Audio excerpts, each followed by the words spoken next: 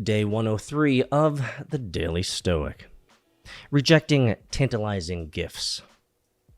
Quote, Atreus, who would reject the flood of fortune's gifts? Thyestes, anyone who has experienced how easily they flow back. Seneca, Thyestes, 536. Thyestes is one of Seneca's darkest and most disturbing plays. Even 2,000 years later, it remains a classic of a revenge genre. Without spoiling it, the quote above comes from the scene in which Atreus is attempting to lure his hated brother, Thyestes, into a cruel trap by offering him tempting and generous gifts. At first, Thyestes declines, to the complete bafflement of his enemy. We are typically surprised when someone turns down an expensive gift or a position of honor or success. General William T. Sherman emphatically rejected offers to run for president of the United States, saying at one point, quote, I will not accept if nominated and will not serve if elected. If his friend Ulysses S. Grant had made such a Sherman-esque statement, as such rejections are now known, Grant certainly would have preserved his own legacy from the disastrous turn of events it suffered. Despite his initial misgivings, Thyestes is ultimately tempted and persuaded to accept fortune's gifts, which turn out to be a ruse hiding devastating tragedy. Not every opportunity is fraught with danger, but the play was intended to remind us that our attraction towards what is new and shiny can lead us into serious trouble.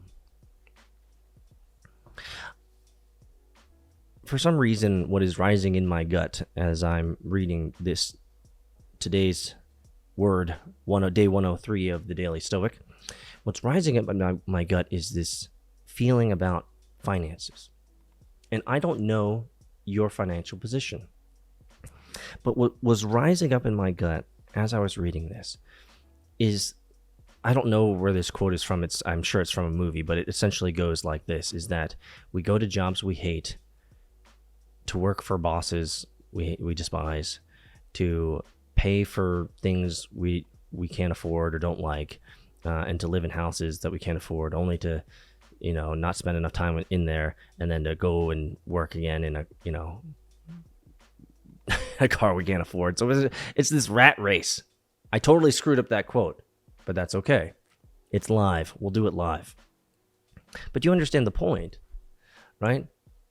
The point is that so many of the shiny things that we have chosen intentionally to burden ourselves with are the things that cause us the greatest suffering. They're the things that drag us down from real opportunity and joy. They're the things that, and I've been there. Don't think that I haven't been there in my younger years. Certainly, I was there. I made poor decisions. I made poor financial decisions that dragged me down, that became a rope around my neck. And just, it became an anchor to possibilities. And I won't spend a whole lot of time here. Maybe I should spend some time talking about this in some other video. But this is why I believe in so many ways that removing yourself of debt is probably one of the most liberating and freeing things you can possibly do in this lifetime. I know, I've been there. Now, I know, on the other hand, there are many men and women of industry who leverage debt and are great with leveraging debt. Totally cool. Go on with your bad self. Keep doing that. But I think for many, the suffocating constraints of debt and the suffocating constraints of having to owe and be chained to this thing, this object. Man, think about if you just think about life. You're not taking any objects with you, right? When you die. And yet we are in this life that's limited. we burden ourselves with so many objects and things, only to die without any of it. If you think about that particular equation, it's not a good equation. It's not an equitable equation. It's not a good transaction. It's not a fair trade, right? Because this life is limited. And to ensure that the vast majority of my life is burdened by things in which at the end of life, none of those things matter.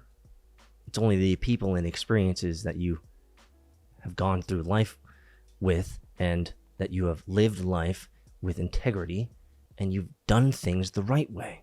We've talked about this. Reject the tantalizing gifts. Reject the shiny.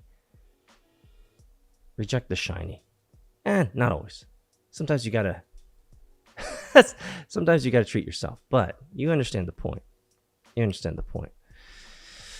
A reasoned mind, a rational mind, right? Going back to the Stoic context here. A reasoned and rational mind would pause before they make any of those types of decisions to get sucked in to the shiny, tantalizing gifts that often are just burdens in disguise. See you in Discord, MetaFam.